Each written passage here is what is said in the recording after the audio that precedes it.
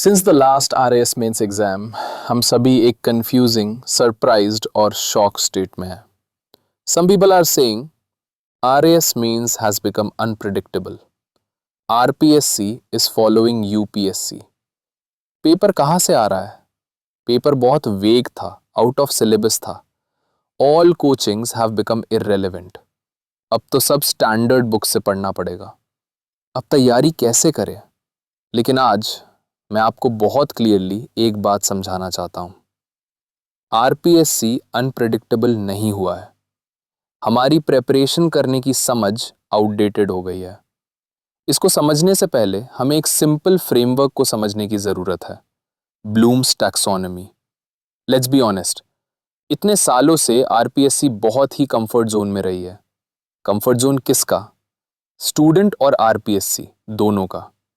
ज्यादातर सवाल जो पूछे जाते थे, definitions, direct explanations, static knowledge, recalled facts, और अगर आपके पास अच्छे नोट्स थे, सेलेक्टिव टॉपिक्स कवर्स थी और notes based basic answer writing practice थी, तो ना सिर्फ आप सरवाइव कर सकते थे बल्कि रैंक भी ला सकते थे।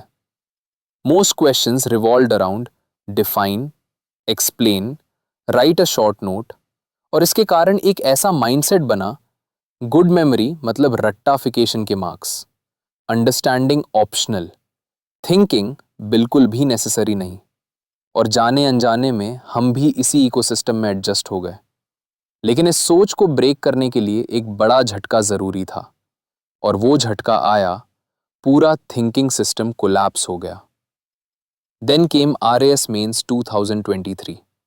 पहली नजर में देखने पर यह कोई रेवोल्यूशनरी चेंज नहीं था, लेकिन कन्वेंशनल माइंडसेट को चैलेंज करने के लिए काफी था। अगर हम ध्यान से देखें तो आने वाले बदलाव की आहट साफ सुनाई दे रही थी। कुछ क्वेश्चंस की डिमांड बदल गई थी। Application of concepts, not just the basics, contextual understanding, slight interlinking of topics. फिर भी स्टूडेंट्स मैनेज कर पा रहे थे, रट्टे हुए नोट्स से, स्टैंडर्ड फ्रेमवर्क से। But 2023 was not a shock, it was a warning. तूफान से पहले की वार्निंग जो आने वाला था 2024 मेंस में। And then came RAS mains 2024। इस बार शिफ्ट को इग्नोर करना इम्पॉसिबल था। सडनली स्टूडेंट्स का आउटबर्स्ट सामने आया। This is not what we prepared for. These questions don't have fixed answers. How do we write when nothing is directly asked? But here's the truth, the syllabus was the same, the topics were familiar, only the level of questioning had changed. और इसी point से blooms taxonomy सब कुछ explain करता है। Bloom's taxonomy, developed by Benjamin Bloom in 1956 and later revised, learning को levels में classify करता है, शैलो लर्निंग से डीप थिंकिंग तक। The revised taxonomy has 6 levels. First, remember; second, understand; third, apply; fourth, analyse; fifth, evaluate; and sixth, create. Earlier, RPSC tested mostly the first two levels. Now, it is clearly operating at levels 4 and 5. This is not randomness. This is leveling up. Let me simplify this.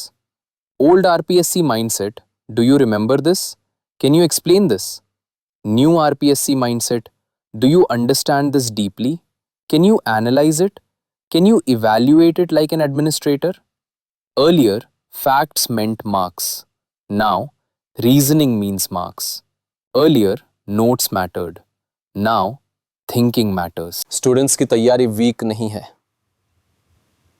वो सही direction में aligned नहीं है।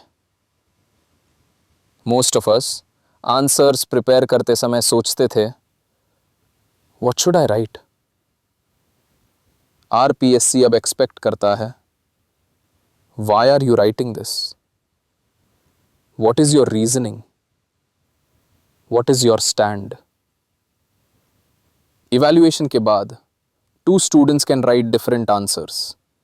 Both can be correct if justified well. ये उस पुरानी myth को तोड़ता है कि सिर्फ एक ही सही आंसर होता है। RPSC wants a problem solver, not someone with just good memory. They give you a problem and want to see your approach. इसीलिए क्वेश्चन ज़्यादा सब्जेक्टिव और कम ऑब्जेक्टिव होते जा रहे हैं, और ये हर सेंस में ट्रू है।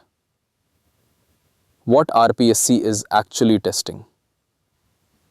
RPSC अब टेस्ट नहीं कर रहा हाउ मच यू रिमेंबर, ये टेस्ट कर रहा है how you think, how you connect ideas, how you जज situations, how you balance arguments, क्योंकि यही रियल लाइफ में administrators, policy makers, field officers से एक्सपेक्टेड होता है। How should aspirants prepare now? This is the most important part.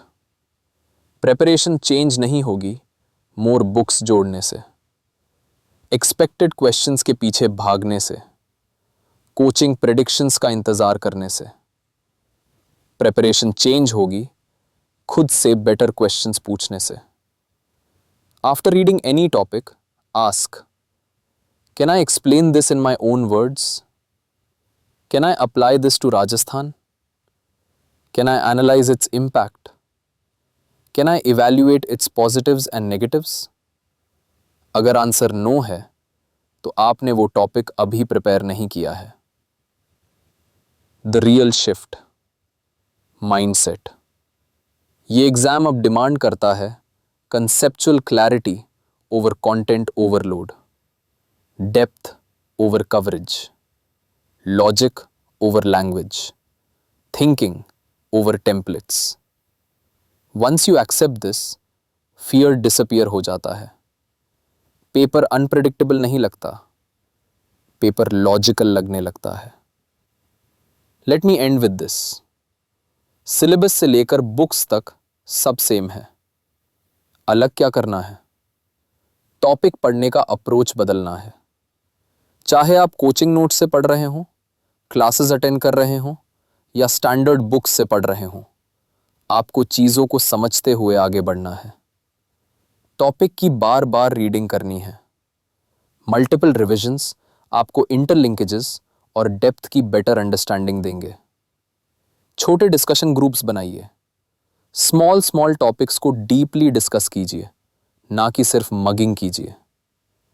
खुद से questions पूछिए, फ्रेंड्स को चैलेंज कीजिए। किसी और की विजडम पर डिपेंडेंट मत बनिए, आप खुद इनफ हैं। और एग्जाम हॉल में यही अप्रोच सबसे ज़्यादा हेल्प करेगी। RPSC did not betray aspirants, it simply stopped rewarding shallow learning. Bloom's taxonomy exam ही नहीं एक्सप्लेन करता, ये बताता है RPSC कहाँ जा रहा है। अब आपकी प्रिपरेशन के पास डायरेक्शन है। Prepare deeper, think sharper. That's the new RPSC. Thanks for watching the whole video. अगर आपको एग्जाम को लेकर मेरी रीजनिंग पसंद आई हो तो चैनल सब्सक्राइब करें और अपकमिंग प्रीलिम्स का मेन स्ट्रैटेजी के लिए ट्यून्ड रहें।